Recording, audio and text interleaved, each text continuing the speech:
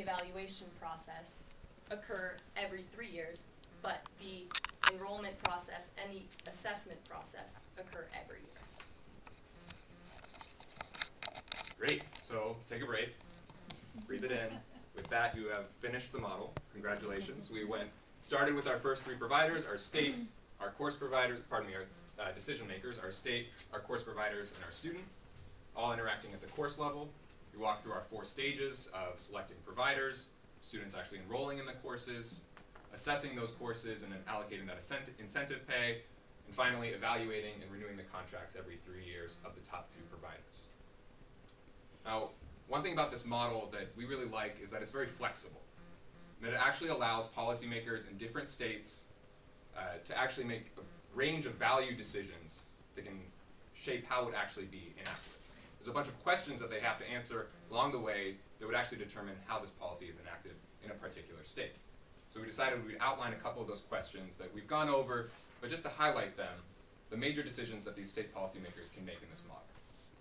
And the first is really, what are the minimum criteria that we're using to determine who are the providers who actually get to participate in this auction, who are making these base and incentive bids. The next is, what is the price maximum that the state is setting for the course, and are they actually going to build savings into that price maximum, which are going to go to districts or the state could keep.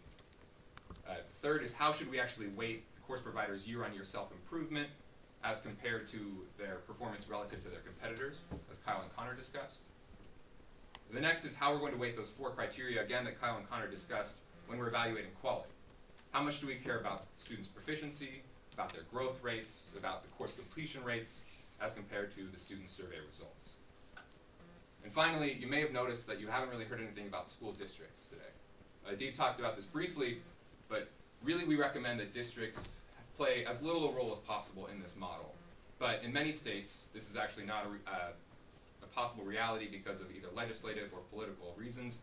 And so this model could actually be used in states where the funding would pass through the districts, either through categorical grants, as Adeeb mentioned, or just through allocating certain incentives to those districts to essentially force them to play along with this online course model.